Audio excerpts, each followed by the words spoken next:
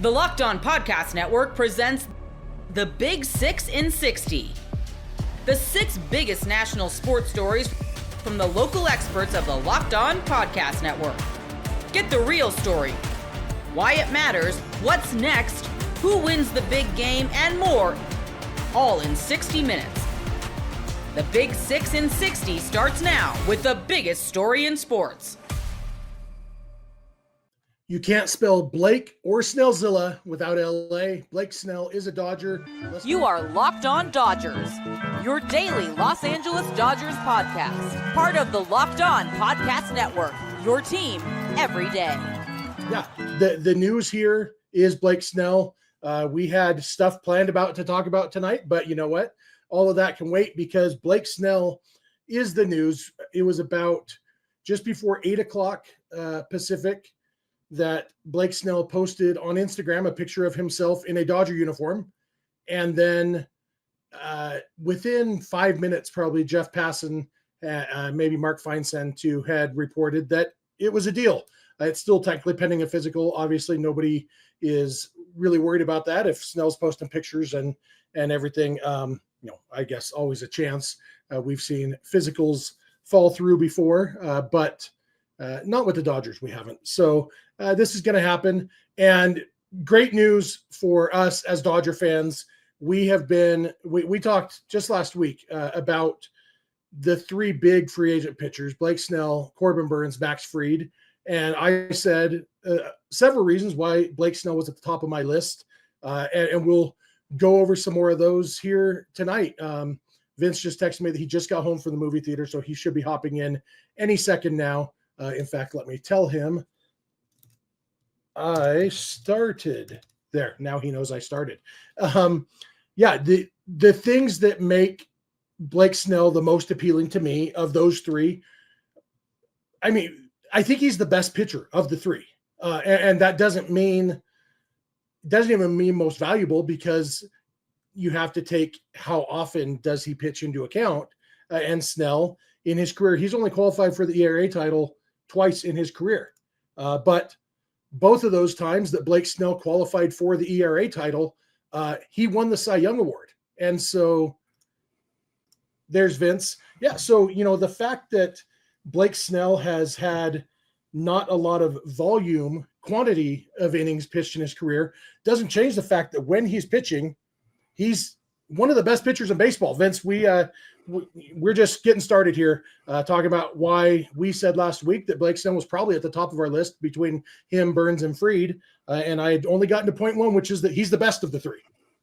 Yeah, when, obviously consistency and everything else could be a question when it comes down to like the nitty gritty of it. But the consistency is that he's won 2 Cy Youngs in the last 5 seasons. And he's been really good, other than when he got late last year to spring training and had the hamstring or whatever injury it was. Like it made a lot of sense. And the fact that, even 5 years, which was maybe 1 more year than we thought, but, not as, under 200 mil.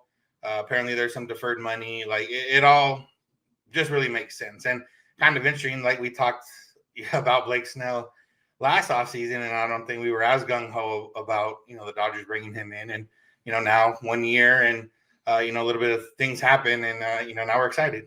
Yeah, I would have been on board with Snell last year, but not as excited because, what we've seen is the last 2 seasons, he won the Cy Young Award with the Padres in 2023. And then in 2024, he started off terrible with the Giants. He started late because he signed late, ended up on the injured list. But for the last, month and a half, 2 months of the season, Blake Snell was the best pitcher in baseball. And that's what he is when he's healthy. He has that potential. And you can look at, the strikeout numbers. We talked about all that last week, that he is just dominant when he's healthy. Like the only knock on him is the walks. But even that, what I talked about last week, that his walks aren't because he can't throw strikes, it's because he chooses not to give in to hitters, and his walk rate goes way down with runners on base. That's how you can kind of tell that it is more of a conscious choice. He's not going to give in to a good hitter just because he's in the 3-ball count. You'd rather walk a guy than give up a double. And you look at his whip, walks plus hits per inning pitch last year, 1.048. That is elite. And that's what he was last year, and that includes the walks. The walks are the W in WHIP. Yeah, and ultimately, the other thing is he doesn't have to face the Dodgers anymore, which didn't really become a huge factor. Obviously, in the 22 and ODS, it was a little bit of a factor, but beyond that, it's been more regular season factor, which hasn't been too much for the Dodgers. But yeah, to put, right now, going into next season, to have a top three of Glasnow, Yamamoto, and Blake Snell in no particular order, and then with Shohei Ohtani on the way back, and then a lot of younger guys that, can fit in different places, and still potentially Hiroki Sasaki, like the Dodgers are in obviously a much better spot than they were before. But it also, the fact that it's this early in the offseason is also beneficial because there's still a lot to play out, and they can now they can trade guys. Like, you have Blake Snell for 5 years. There's some pitchers that could be 2 or 3 years away that you might not need anymore. You have Glasnow for 4. You have Yamamoto for, a lot more. You have Snell for 5 years now. You have, other people that you can sign or whatever the case is. So it just opens up the stream of possibilities for the rest of this offseason. Yeah, absolutely. Like you mentioned, Snell's the total deal is 5 years, $182 million. That's a $36.4 million average annual value. There are reports that some of it is deferred. We don't know how much, and $52 million of it is a signing bonus. The signing bonus actually mostly offsets the deferred money as far as the what's it called? The luxury tax, whatever that's actually called, the CBT, competitive balance tax. Basically, the CBT number will, according to Fabian Ardai, it'll be 32 to 33 million per year. So a little bit, but mostly the signing bonus keeps the present day value right up there, close to where it is overall. And again, signing bonus doesn't even have to be paid up front. The signing bonus could be paid over the 5 years. We don't know for sure, because signing bonus just means that if the Dodgers were to trade Snell, the signing bonus comes from them, not from whoever they're trading him to. That's basically the only real practical effect of a signing bonus. It's not like and maybe he is getting $52 million in his pocket right now, but probably not, I would guess. Yeah, and like I said, we talked about Snell already. We talked about, I don't even remember if it was on the show or when me and you were talking after one of the shows that, hey, maybe we'll get something for this Thanksgiving. And, we got something for this Thanksgiving. And I think the other part too for Snell is he is a fun personality. The Dodgers have, had different guys of differing personalities, but I do think he brings a little bit of a looseness. He's from the Pacific Northwest. It's the West Coast in general is more of a relaxed vibe, and Blake Snell brings that, but still brings the intensity when he needs to. And overall, I think there's never been a question of Blake Snell the person, and we don't have to worry about that really with the Dodgers anyways, because they've seemingly quelled any issues there's ever been between Dave Roberts and the leaders they have in the clubhouse. But to add another fun personality that we've maybe not allowed ourselves to see that side of him. If you are true diehard fan of the Dodgers, and he's been on teams that we either didn't care about, the Rays, we cared that they didn't, and we cared a lot and didn't like them, the Padres and the Giants, and now we'll probably get to see after the personalities we had that kind of emerged throughout this season and into the postseason and beyond. It'll be fun to see him. Yeah, I think Snell will probably become a fan favorite pretty quickly.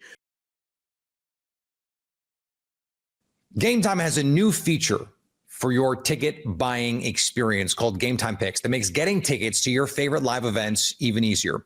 Game Time Picks filters out the fluff to show you only the incredible deals on great seats, so you don't have to waste time searching through thousands of tickets. No one wants to do that. Curation makes it easier to save more, to save time, to save money on concerts, sports, comedy, theater, and more near you. You take the guesswork out of buying tickets with Game Time. Download the Game Time app, create an account, and use code Locked On for $20 off your first purchase. Terms do apply. Again, create an account and redeem code Locked On for $20 off. Download Game Time today. What time is it? Game Time. Kansas beats Duke 75-72 as they show. You are Locked On Jayhawks, your daily podcast on the Kansas Jayhawks. Part of the Locked On Podcast Network, your team every day. So the Jayhawks end up winning by 3 despite not having Hunter Dickinson for the final 10-ish minutes of the game. This was a game about two things to me. The experienced veterans of Kansas and mainly the returners, right? KJ Adams, Hunter Dickinson, that it was about Hunter in a different way in this game, and DeJuan Harris, along with the depth that you acquired in the transfer portal, paying off in a real way in this one. Okay, let's think about those in two ways. One, KJ Adams had a phenomenal game for KU. He missed those last couple jump shots, which were kind of like, oh no, what are those shots? But he was also hitting them throughout the game. And, it was something where he had such a big impact on the defensive end of the court. DeJuan Harris had a phenomenal game doing everything for you, pressuring the ball, nearly had a double-double, played 36 minutes and was still looking spry through the end of the game. It was about your veterans in that way, but it was also about the depth you acquired. Last year, Hunter Dickinson gets ejected with 10 minutes to go. Kansas is tough. Pack it up, right? Fold it up, right? It's over, especially against the tallest team in the country. But because you have Flory Badunga, right? It's not all transfer portal. Some of it's freshmen. Because you have Flory Badunga, you're able to survive that game at the very end. Because you have Ryland Griffin coming off the bench in the second half and hitting some big shots, you're able to survive that game. Because you have Diggy Coit coming in and hitting a key 3 for you in the second half, you're able to win that game. This game was about those two things. The key returning starters that KU brought back from last year and filling it, supplanting it with the players you made the additions of in the portal. And it's not perfect right now. They're still figuring each other out. They're still figuring out the roles, right? You're still figuring out everything that you want to be as a team. But there was a little post-game moment where Chris Budden was interviewing Bill Self, and he was kind of smiling. He has the big smile on his face, as you'd imagine, because they just beat Duke by 3 points. And he's got this big smile on his face, and he's like, and we're still figuring stuff out. And I think it was a light bulb moment probably for him, like, man, we got a pretty good team. We've already beaten North Carolina, Duke, and Michigan State, and we're still figuring it out. And we didn't have Hunter Dickinson for the final 10 minutes. Like, in the back of his head, he's going, I have something special here. Let's make the most out of this thing. And I think the crazy thing to me as a part of all of this is that, you'll be able to point to this one and clearly, like, if you're a Duke fan, there's no shame in losing a game like this, as there wouldn't have been any shame if Kansas would have ended up losing this game in a close game, right? Love games like this. It's going to help both teams down the road and everything. Obviously, Duke's going to sit here probably and say, well, listen, we almost won this game, and we only got 13 points from Cooper Flagg, who was shut down in the first half, and Con Knuppel only had, was 4 of 14. This A game easily. But that's the thing you can do with Kansas in this game. This wasn't even a situation where it's like, okay, well, yeah, Kansas was hot from 3. They were 8 of 17, 47%, but that's not super high volume. And it's not like Duke wasn't hot from 3 either. They were 11 of 26. Tyrese Proctor could not miss. So you can't really point to that. And that's even with like there were some good looks for David Coit. The second one that he missed was actually probably a better look than the first one he made. Ryland Griffin had a couple other good looks. You easily could have made another 1 or 2 threes in this game. The 16 turnovers, that's something where you can point to if you're Kansas and Bill Self and be like, okay, well, if, down the road, we'd expect to not have that many turnovers. I think you can also point to down the road that, okay, well, you would hope Hunter Dickinson wouldn't get ejected again. And that, that could be better out of this game too. And on top of it, in the minutes Hunter Dickinson played, he was really struggling on the offensive end of the court, right? He missed the dunk. He goes 4 for 11. He had 3 turnovers. That's the cool part about this, that Kansas won this game. And there's still a lot of things you could point to and be like, oh, but they're going to improve at that, or they're going to be better at that, or this is going to get right. We still haven't really seen Shaq Moore factor into the rotation. Maybe that's something that just never happens, but I kind of think it will. It's just tough to go from, oh, you've been on a 5-minute per game limit to now all of a sudden you're going to play in our hardest game of the season against Duke, right? So there are a lot of tangible reasons that Kansas can get better from a team that already has these 3 gigantic non-conference wins. This was an excellent defensive game for KU. Obviously the offense was good too. You shoot 50% on 2s against a Duke team that has all sorts of length. You shoot 47% from 3. You had a ton of assists in this game. You were money at the free throw line, right? You won the game doing everything. You don't beat a team like this just doing nothing, but you held them without any field goals over the final 2 minutes and 29 seconds of the game. You made them uncomfortable. You forced 16 turnovers. You had 12 steals. You had 4 blocks in the game. The ball pressure, I was really impressed with KU. The first half specifically, like, you were doing a good job keeping them out of the paint. And so, yes, Duke ends up shooting 50% from the floor and 42% from 3. But I look at this game and I look at KU leading 21-15 in points off turnovers. I look at you keeping them to just 5 offensive rebounds. And I sit there and go, yeah, I mean, Duke just made some good threes, and Cooper Flagg had a couple like really good plays where he just made like, you know, that runner, or he had like that one dunk over Floyd Badunga. Like, I don't know. I just felt like Duke had some good offensive moments. I don't think it was that KU was like bad on defense. I thought this was a good defensive game for KU. Other notes from this game before we get into our game awards. AJ Storr ended up starting the game. Now, I don't know if that was specific for the matchup for KU, thinking that, hey, Duke is this ginormous team. AJ Storr is a little bit more built than a guy like Rylan Griffin, gives you a little bit more size out there. I like to think of it as, okay, you had a week off between games. There was a lot of practices. He probably did well in those practices. Now, what's interesting, though, is AJ Storr did not finish the game. Part of that was because Rylan Griffin earned to finish the end of the game because he was playing well in that second half. And AJ Storr was better in the first half than he was in the second half for KU. He wound up with 8 points in the first half, 3 of 6 shooting. In the second half, he had 3 points. He only took 1 shot.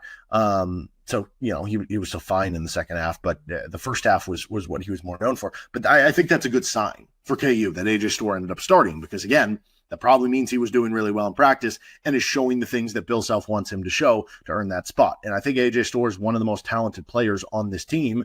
So if he's fulfilling what Bill Self wants him to do, that is a very good sign for KU. Another note that I want to make mention of, we talked about this in the takeaways, Kansas needed to find something to increase their like possession maximization, right? You don't have to do great at everything, but what are you going to do good at? Are you going to get more steals? Are you going to get more offensive? Well, you got more steals, you got 12 of them, and you got 10 offensive rebounds, while you were able to hold Duke to 5 offensive rebounds. That is the value of Kansas being able to win more possessions. That, you know, you have to find a way to win on the margins in some of these ways, and Kansas did that in a very real way in this game. And, you know, when you look at it, like Hunter Dickinson had 2 offensive rebounds, Flory had 2 offensive rebounds. Like, those are the guys you're kind of looking at to be able to do that. And then it was really everybody pitching in on the steals. We've had some other games where it's like just Hunter and DeJuan getting steals, but I think everybody in your starting lineup got at least 1 steal. You had 2 players off the bench get a steal. You had 3 players with multiple steals in this game. Like, just really good stuff from KU overall. So bottom line here, I think you've kind of proven you are a deserving number 1 team. I think there were some questions about, okay, we think Kansas is really good, maybe from the national perspective, right? But are they really number 1? And even I've had some of those questions where it's like, okay, I think Kansas is a really good team, but are they number 4? Are they number 5? Or are they number 1? You know, and I think you look at some of the metric sites and maybe it had them closer to being in that camp than being number 1. And you have some of these other teams winning big games. Like, I don't know, maybe Auburn is the best team in the country. They're winning all these big games. But now you can't really question it until Kansas loses a game, or unless they have like a streak of bad play, right? Like, I mean, if the next couple of weeks you're playing, you know, not as good opponents and you're barely winning every game, like, then yeah, sure, we can question it then. But like, until you lose a game outside of that, you have collected wins over North Carolina, Michigan State, and Duke. You can't really question the resume right now, right? Like, they are knocking down gigantic wins. You have proven you were a deserving number 1 team in the country right now. And while you're still working on things that we just talked about, like that there's reason for things to get even better, you've shown you can beat anyone in the country. And this is why you went out and made sure you had depth in the offseason to overcome a situation like this. Maybe in your wildest dreams, you didn't think Hunter Dickinson was going to get ejected, but was there always a possibility when you're talking about a center that he could have fouled out of a random game? Absolutely. And now you feel a lot better that if later in the season, let's say we get to an NCAA tournament game, let's say you're in the second round and you get a bad whistle and Hunter Dickinson's in foul trouble all game, or he does end up fouling out of a game.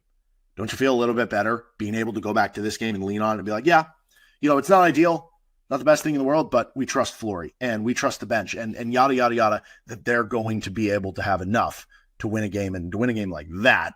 Really impressive stuff for this KU team. The blowout we've all been waiting for as the Suns get another sweet, sweet win over the Los Angeles Lakers. You are Locked On Suns, your daily Phoenix Suns podcast. Remember, how are we feeling late Tuesday here after this win, Ben Garcia? That's kind of like the fun of being here after every game, is me and you battling the elements. But I think the listeners and the everydayers enjoy that. Like, they know we're there, they know we're watching. We literally have to watch the game. But I will start off today, Brendan, by asking you and every everydayer that's listening a trivia question. Who was the last team to beat the Los Angeles Lakers in an NBA Cup game? It's never happened. It has never happened. History was made tonight. The Suns defeat the Los Angeles Clippers in an NBA Cup game Lakers. for the first. Who did I say? Clippers. Oh, whatever. Both garbage. They beat the Clippers already, too. Both garbage organizations beat the Los Angeles Lakers in an NBA Cup game for the first time ever, which is the most The reigning NBA Cup champion. That basically makes us Cup champions. Hang up the damn banner, Brendan. Hang up the damn banner after that ass kicking. It was a wonderful one. It was a good time. It was a good Not time. seeing this team again until March, but obviously the Suns go 2-1 early in the season here in their 3 matchups against this Lakers team. This one wasn't close. I don't even think I've said the final score, 127-100. Let's not waste any time getting to our moments of the game here. Mine is this. It was, I believe, a 19-2 run at one point. It ends on a 26-8 run to close out the third quarter for the Suns, led in large part by Devin Booker, who scored 9 straight points midway through this quarter. Pull-up 3, getting to the free throw line, scoring over Austin Reeves. Third quarters were the bread and butter of this team. I mean, I know we all harped on the late game clutch moments and everything, but these third quarters were exactly when they made their mark on that winning streak. It was really nice to just see them fully hit the ground running, not only with the win and everybody playing well, but the how of it. That's called making an identity, and it felt like, okay, flush that losing streak down the toilet. That stretch in the third quarter, it was like, all right, this is just Suns basketball. We're back to it, and we can finally get back to the real season now that everybody's healthy. And it's not just something that you can bank on because this team comes out with a firepower and an ability to just outscore teams. That is also a credit to Mike Budenholzer, that consistently at halftime, he is not just drinking lemonade and having orange slices to get ready for the next half. He is making adjustments that are clearly working and that show when the playoffs come around, he has the ability to do that for this team. And so I think this is just as much a credit to the Suns as it is the Suns coaching staff and Mike Budenholzer in particular. So that is something immediately that I had noticed too about this team, is that they come out of the second half just firing on all cylinders. Doubled the Lakers up. I would much rather have that than the other way around. I'd much rather be talking about slow starts than really sloppy finishes. And it's not to say the Suns have had slow starts. They went into the half with a lead. Yeah. But they went into the half with the lead and then showed up and just steamrolled this team. And that has been a trend throughout the beginning of the season. It almost feels like the season stopped for 5-6 days. I will tell you, it felt like just came that back. watching games and doing this podcast. So Well, yeah, and so like when all these guys came back, everything just felt easier, just felt better. I'm not sure. I mean, it just felt like the offense moved better. And it felt like seeing Kevin Durant and Bradley Beal out there, it almost had that Tyus Jones effect where everyone was breathing lighter because those guys were out there. I'm not sure if that's exactly what you felt too, but that's how I felt about it. Yeah, look, I mean, we'll dig through a lot of the rest of it, but that stretch just felt like a perfect example of how easy it can look. But what was yours? So for me, it wasn't necessarily, like, saying moment, I don't think it was a moment of like what swung the game in either way. For me, it was like hey guys, we're back. That Bradley Beal chase down block on LeBron James, I was like, oh, the Bradley Beal that we talked about, his defense taking a step up, him not taking plays off. I joked with the guy next to me and said, hey buddy, why don't you slow it down? We kind of need you for the rest of the season. But that block on LeBron kind of showed me like, hey guys, take a deep breath. We're back and we can boat race teams. And that is not just like a symbolic moment in the game where they were already going to win. They were up double digits. They were killing this team. it was like a symbolic moment for everyone that was saying, I saw it on Twitter, I saw it on social media, oh, this team can't beat the Knicks. They can't be competitive without these two other guys. Yeah, any team without two All-Stars is going to be significantly worse, and that was my argument for it. So that's kind of where I was at with it. Absolutely. 6 minutes, 40 seconds left in the game. That's when that block happened on a breakaway layup for LeBron, and he kind of gave it a second look like, yeah, did I just get blocked like that? I mean, I thought he was hurt. Father Time is kind of, sneaking up on LeBron slowly but surely, and he probably, frankly, didn't expect it from Bradley Beal, who has not always been that kind of player. But when you talk about picking up where this team left off, that's how he's been playing this season, And so it wasn't a surprise if you've been watching this Suns team, but coming off of a calf strain and with all the inconsistencies on the defensive end that we know this team fell into last year for sure, and it was rough during that injury-riddled stretch, it's just nice to remember they're getting this version of Beal, and it's kind of just how we have to build into what we expect from this group, and doesn't seem like the injury took that away from him at all. Between the big three, which I know there are some people that like to say it's not a big three, it absolutely is. Like that guy who comments first on every video we publish? So Nacho, that's who that is. That's the person that everyone thinks is my burner. That's because sometimes he'll say nice things about me. Okay. That's the people that's which I want people to think that. I think that's hilarious. Shout out, love you, everydayer, but it's a big three. It's a big okay three. To say that. I don't know. But out of those three guys, Bradley Beal to me, and they were all offensively roughly the same guy. Even Booker had a plus, basically 30 in the plus minus, which is a weird stat. You really have to watch the game to understand it. But I thought Beal tonight was by far and away the best player. Offensively, he looked spry. Defensively, he was really good. Well, and he just looked healthy. He was put in a bad spot to start the game because they ran the same exact set twice, and then he got like a hot potato corner three. Yeah. And he ended up having to take two bad shots. One, he got a nice pass off in the very first possession. Then he took the two quick kind of forced shots just because you had to. And it's like, all right, that's a rough way to start the game from a rhythm standpoint. But then what does he do? He knocks down 2 threes immediately and ends up with the most efficient line of anybody in this whole entire game, in addition to some of those defensive moments. So absolutely shout out to him. What I wanted to go back to momentarily on the third quarter, because I wasn't sure if you might go there, which is why I left it open-ended and didn't do the whole third quarter and whatnot. Yusuf Nurkic came out and scored 9 points on 5 straight field goal attempts to open this quarter. It's not possible, Brendan. It reminded me a lot of the Dallas game because he did basically the exact same thing in that game where he was up and down in the first half. Dallas said, we're just going to go small, we're going to switch, we're going to not really treat you as a threat. And Bud has shown that he's not going to bail early. I mean, we've seen him bench Nurk, we've seen him go away from him, all that stuff we've talked about, but this team was trying to switch Rui Hachimura onto him and different things like that, and he even made a 3 in this stretch to kind of start off what became that avalanche in the third quarter, so wanted to shout Nurk out as well.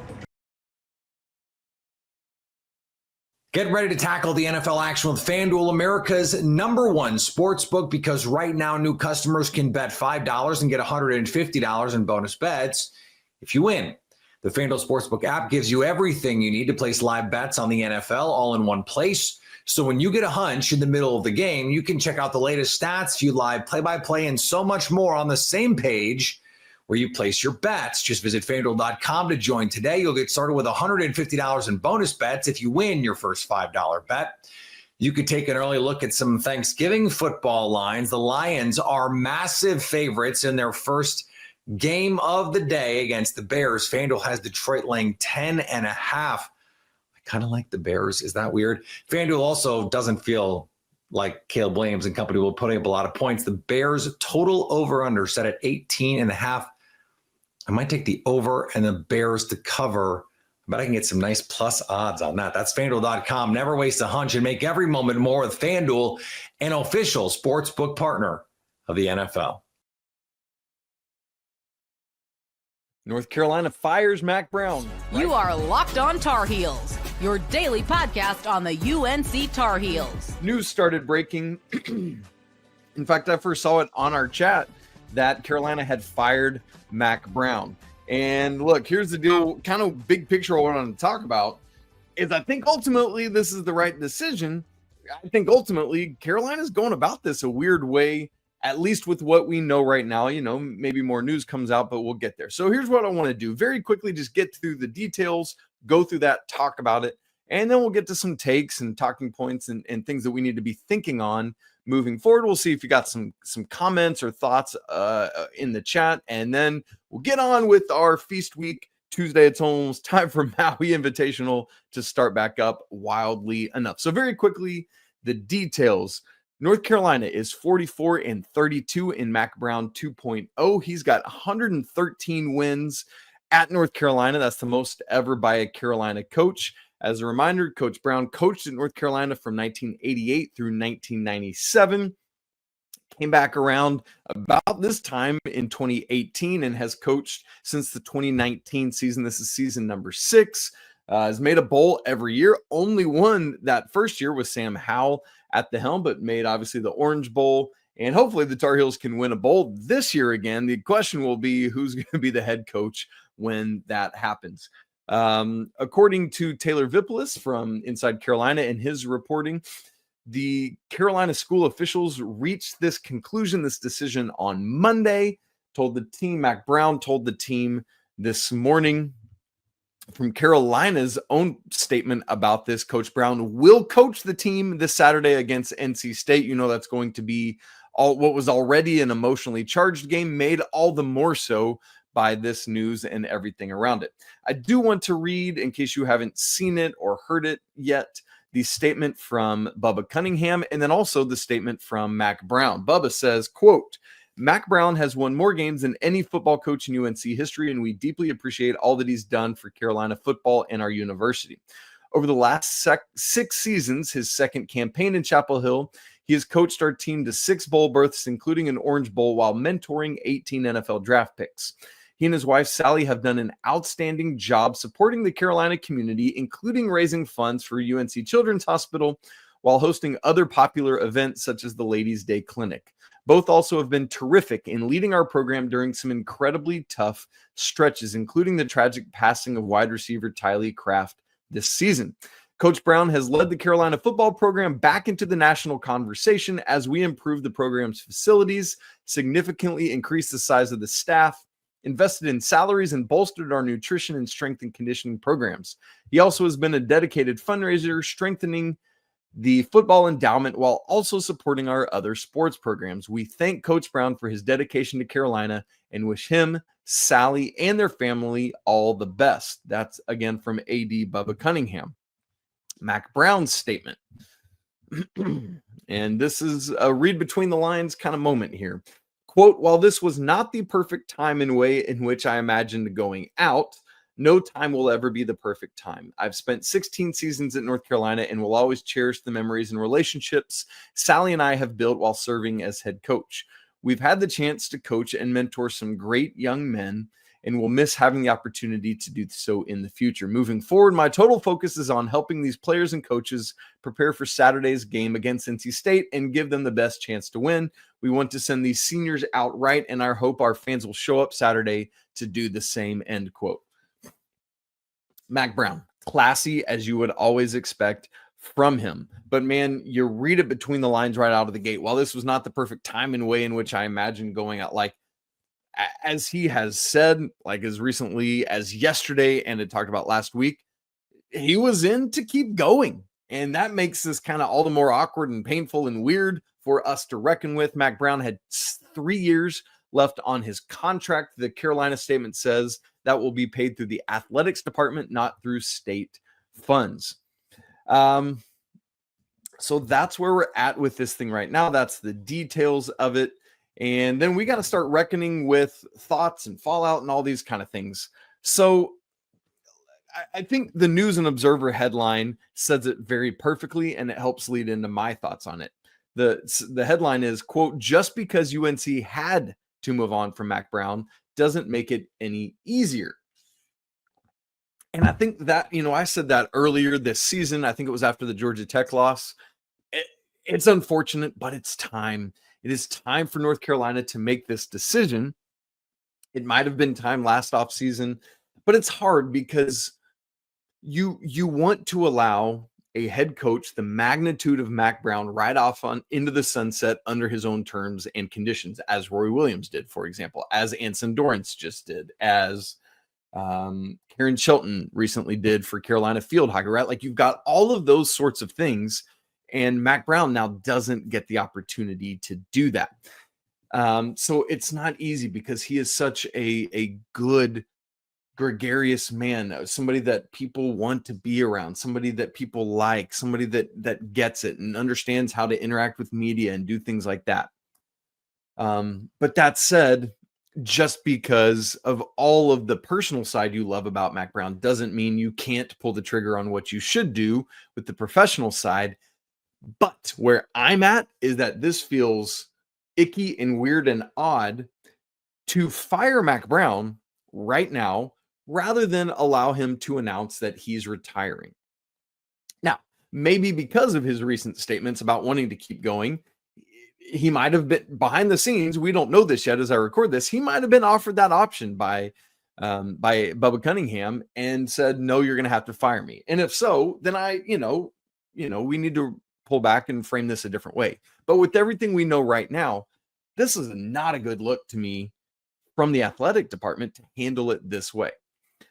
That said, I do think the timing of this is good because it allows you to work on a successor in a good time frame. Because one of the big wins you get of making a bowl is those extra weeks of practice ahead of next season. So it's like pre-spring practice, spring practice. And so if Carolina, who I think is very right to have Coach Brown coach Saturday against NC State, but then if you can go ahead and get his successor in, then that person will have multiple weeks to learn his personnel and all of that ahead of the bowl game, which then springboards you into spring practice instead of spring practice being that moment which springboards you into fall practice. So I actually, while I don't like the method and the framing of this, I do like the timing of it a good bit. Another reason I like the timing of it is because it allows you to try to do everything you can to hang on to recruits. There are some that had already been hemorrhaging. For example, literally this morning, Tuesday morning, in the aftermath of this news, 4-star edge Xavion Griffin-Haynes has already announced he's out. He's decommitting from North Carolina. Now, as happens a lot, guys will still reconsider once the new coach is announced. So we'll have to keep our eyes on that, right? Like, will Griffin-Haynes and other recruits come back around to Carolina? We don't know right now. But going ahead and announcing the intention of what's going to happen lets you start figuring some of that out. And let's be honest, Carolina had already been hemorrhaging recruits because of the lack of clarity on the Mack Brown situation. So now we have that clarity, and now young men can make their decisions based on that. So you're going to have some like Xavion Griffin-Haynes saying, all right, Coach Brown's out, I'm out. But you're going to have others that say, okay, now I know, and I'm ready to wait and see who the new guy is, and then maybe I recommit or can reconfirm my commitment. I think this timing is also very helpful with portal movement because Carolina now can start thinking about, okay, what do we need to go get? We already knew there was going to have to be a significant portal haul on the defensive side of the football. And Coach Brown even has recently said that, like, hey, our high school class isn't going to be very big in this class, but our portal class will be. And I think all the more so now because of this personnel change is part of it. So again, it feels very odd to me to fire Mack Brown rather than him resigning. Again, it could be semantics of how Coach Brown wanted to handle it. But also, I think the timing is right. But it's also very weird after Coach Brown's recent comments about, yeah, I'm here. I'm going to go beyond 2024. Even yesterday, telling reporters, quote, I've said I'm going to do it as long as I'm happy, as long as I'm healthy, and as long as I'm effective. I'm not going to think about retiring. I'm not going to talk about retiring, end quote. That's awkward, you guys. Literally yesterday, while Carolina officials were talking about this decision, Mack Brown was saying, no, I'm here. That's painful, right? So again, some weird things, but there you go. However, what I just said about the transfer portal, in the NIL era, we have often seen a change at the head coaching level actually be good for recruiting and for NIL dollars, because there's just something about like the newness that makes donors want to give and contribute and to be part of what's going on. And so look, that could be a possibility for this, is that maybe it brings in, because let's be honest, the fan base wasn't exactly like, yay, feeling great about everything. But when you bring in somebody new, at least the last couple of years, what we've seen across the national landscape at both like football and basketball, like think about John Calipari coming to Arkansas, man, that Arkansas fan base has been galvanized to give and give and give. And obviously they got a lot of money with Tyson and Walmart and all that, whatever. But you just see this when there are changes right now in personnel with head coach. Game Time has a new feature for your ticket buying experience called Game Time Picks that makes getting tickets to your favorite live events even easier. Game Time Picks filters out the fluff to show you only the incredible deals on great seats, so you don't have to waste time searching through thousands of tickets. No one wants to do that. Curation makes it easier to save more, to save time, to save money on concerts, sports, comedy, theater, and more near you. You take the guesswork out of buying tickets with Game Time. Download the Game Time app, create an account, and use code Locked On for $20 off your first purchase. Terms do apply. Again, create an account and redeem code Locked On for $20 off. Download Game Time today. What time is it? Game Time. Can the Indiana Hoosiers win the battle for Atlantis? You are Locked On Hoosiers, your daily podcast on the Indiana Hoosiers. Part of the Locked On Podcast Network, your team every day. Need to react to what happened in the college football playoff last night, in the rankings release, that is. And look, we knew Indiana was going to fall, right? We knew we were going to drop a little bit. We knew it was going to be a plummet, I guess, but we didn't know how far they would drop us, right? We didn't know how far we would go. We were at number 5. You lose to Ohio State. And I thought we should still be a college football playoff team. I did. I thought we should still be in the rankings. I thought we should still be in the running. And we are ranked at the 10th seed, right? We're ranked at the 10th spot. But as they have to do every single week, right, as they do every single time, you would think this would be a, telling tale of how the system is kind of broken here, where you have to explain what the rankings mean and why it may not directly reflect what the bracket shows, or I guess vice versa, right? The bracket doesn't directly reflect what the rankings are because of the conference champions, automatic bids, things like that. So as we look at it, I've got the bracket pulled up right here. We are the 10th ranked team in the country. When you see us on TV this Saturday, or you see us in an article, we will be ranked number 10. But we're actually the 11th seed, going on the road to Happy Valley playing Penn State. And I just want to say this. I love it. Give us Penn State. Give us Happy Valley. We need something to, get back to, right? We need something to make up for the Ohio State performance. And I've told you how I feel about Penn State. I'm not convinced. I'm not sold. I think they're getting way too much love for just not a whole lot of success this season. So give me Penn State and Happy Valley absolutely as the 10th ranked team in the country.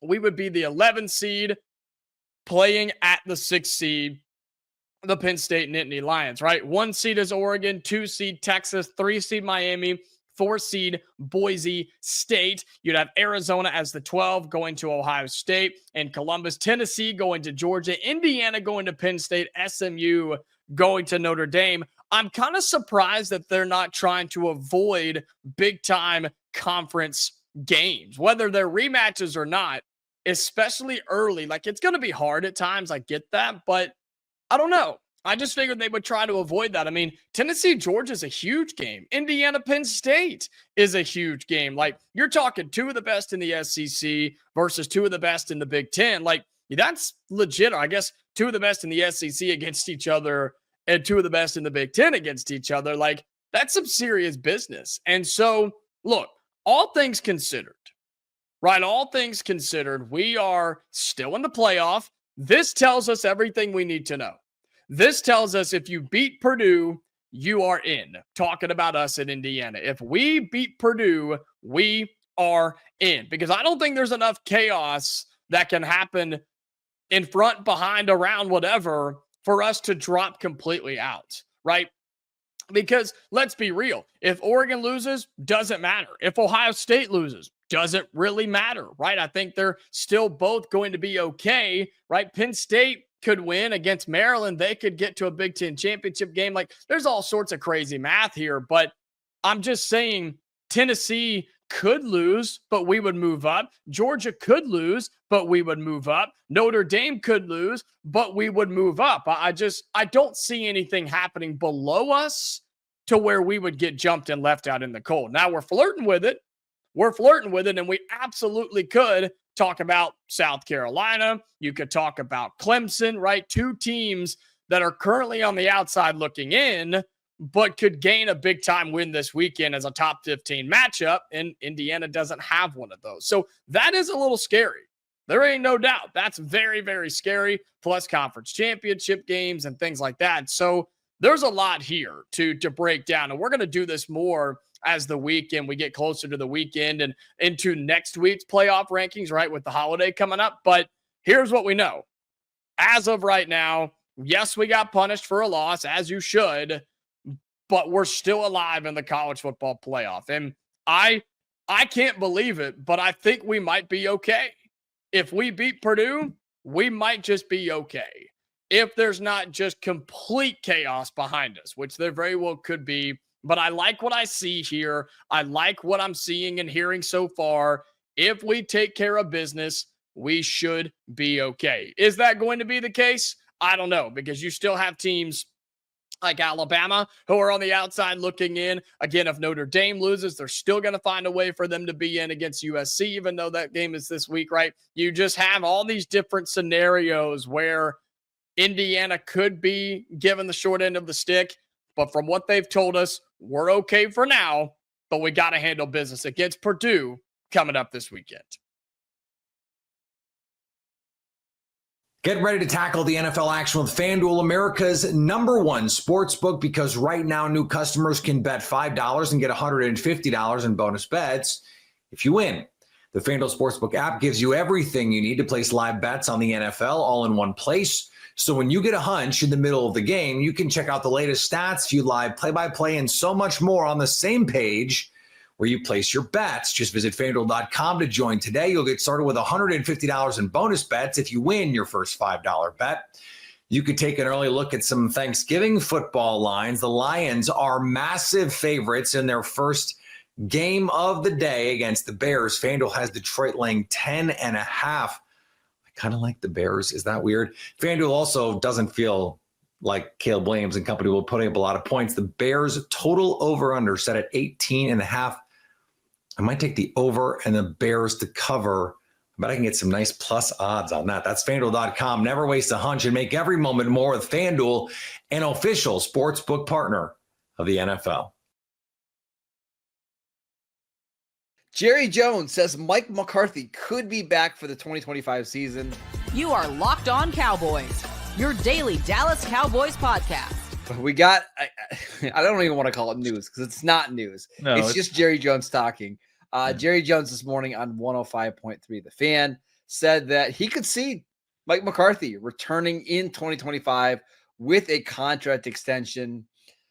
Lane, I just want you, when you heard that, or when you read it on Twitter, what are your initial thoughts? It's not any crazier than some of the other stuff that we've heard. I don't know. I think this is a very complicated subject, because I do think that you and I have said that there are aspects about Mike McCarthy that I think this team will miss when he's gone. And I think there are elements about the way he coaches that are extreme positives for this team. And I think that's bared out the last 3 seasons, right? Like they've won 36 games in the 3 seasons before this. So I think that the timing of it is very funny. Obviously, like after their first win in 5 games, and they're trying to already wedge in a contract re-sign conversation. But yeah, but you know what though? I honestly I don't think it's the win is why you're seeing this. To be honest, yeah, I let's think talk it's about the back because the number one job for a head coach is obviously to win, but to do that you have to have your players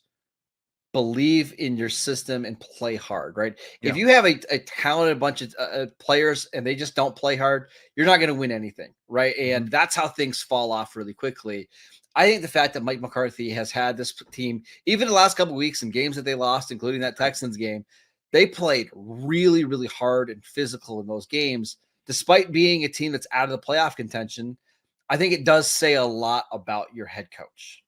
Yeah, they're not quitting on him, you know, No, like, and that's the thing about it is that, like, even when the entire rest of the world around everyone around Dallas, around, you know, the NFL world, around the world has quit on the Cowboys, this team hasn't quit on themselves yet. And that's a lot of part to, you know, I think the head coach and look, I mean, I think that has the head coach had some fault in this? Absolutely, he has. Yes. But he's also been dealt some pretty terrible circumstances at times. So I think it's the Mike McCarthy thing sounds a lot less crazy the more you start discussing the other options that are being discussed, right? And like the other names that are being kicked around. So it certainly is not my first choice, or certainly wouldn't be my first choice for Mike McCarthy to be back.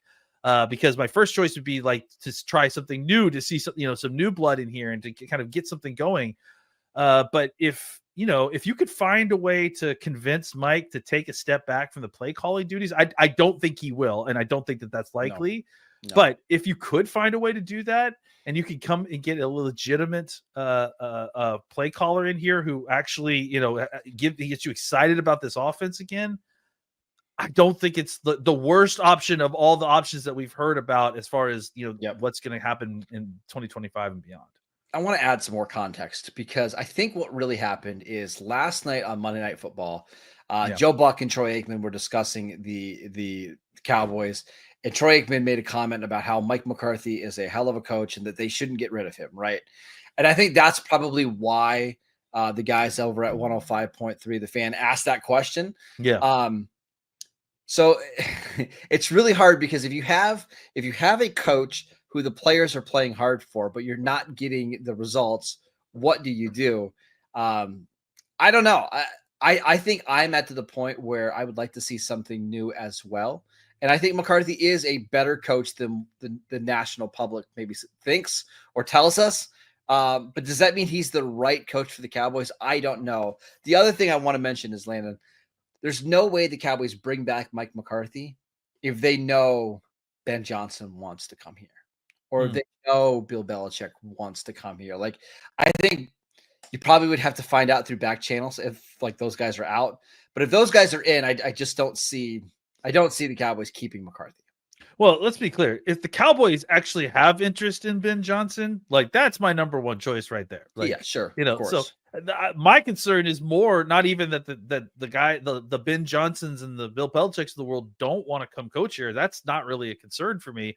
My concern is that this ownership doesn't want to necessarily, they want to rule out some of the best candidates before they even get interviews, right? And that they're setting filters incorrectly and weeding out good potential candidates. I think if you go in and only with the idea of potentially hiring a retread head coach, you're missing a lot of opportunity. So I think that's my number one thing is I would love to see them kind of abolish that policy and take a chance on maybe a new coach who has some new ideas. But if that isn't that isn't in the cards, if that isn't an option for the Cowboys, if the ownership isn't going to allow that, Mike McCarthy is as good as any of the rest of the candidates that you've heard talk about, and he's already established here. The players like him. I know. Again, I don't love it. I don't either.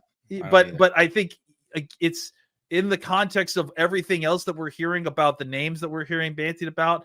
I think I probably would take Mike McCarthy over a Bill Belichick led team that's got, Bill Belichick's, hand chosen assistants, cronies, so, well, I mean, listen, I was in on Bill Belichick until last night when it was 4th and inches from the Ravens 28-yard line. And he was telling Harbaugh that he needed to kick the field goal. I'm like, okay, we're out. I don't want to do this anymore. We're out. You guys are just don't understand old ball coaches. It's like everyone was making fun of Bill Belichick this morning because he printed out his Gmails, and I'm like, no, you don't understand. This is a guy who understands preparedness. What happens when all of y'all laptops run out of battery? He's still got the answers, guys. He's still got the answers. So, by the way, did you see that it was Matt Patricia sending him the questions from? If you zoom in, it was Patricia that was sending him the email. Never mind. Patricia's the one who's actually answering all his emails at this point. I'm pretty certain. So yeah. I want to talk about this in relation to Mike Zimmer because we have seen some better things from Zim over the last couple of weeks. And again, I know the Houston score ended up being ridiculous, but that game was a lot closer than what I think a lot of people anticipate. Are you becoming more open to the idea of Zimmer returning in 2025? Yeah, and actually, to answer your question fully, when I saw the Mike McCarthy quote, I actually had been kind of, since last night, since kind of watching some of the tape, I have been kind of going over my head, what does it look like if the Cowboys decided they wanted to keep Mike Zimmer, right? Like, even if they didn't keep Mike McCarthy, what would it look like if the Cowboys decided, hey, let's give Zimmer another year to see what we can do? I think it's a bad idea to do that. I do. I think it's probably not going to help your situation in the head coaching search. Or if you want to bring Ben Johnson, you want Ben Johnson to pick his guy, right? If you bring in Bill Belichick, you want Bill Belichick running the defense and not Mike Zimmer. So I think it's almost a package deal. Which makes this really complicated because I've liked what I've seen from Zimmer over the past few weeks. Yeah, I think that's kind of where I was just getting at, is that I do think, politics and all of that aside, I do think that what Zimmer has done these last few weeks it shows kind of what he had planned and what he had in mind for this year. Obviously, things didn't work out the way that we wanted with the injuries and obviously the way the offense works. But I do think that now that we're seeing, this defense get healthier, they're kind of playing in this scheme a lot better. You're starting to see the results that I think Zim anticipated and hoped for. And I've been impressed to the point where I thought it was worth mentioning that, if somehow he were retained next year, I don't think it's the worst thing, but I do agree that in a situation where you're getting a new head coach, it just doesn't seem very likely. All right. Yes or no? Is Mike McCarthy back in 2025? I'm going to say no for right now, but I would not be shocked if it was a yes, here in a few weeks. I will say no. I mean, I think a lot of it is going to depend on how they play over the next 2 months, not the record, but how they play. If they play a lot of really inspired football, and it's clear that your leaders on the team are pushing for Mike McCarthy to stay, I think that gives it a better chance, but I would lean no right now.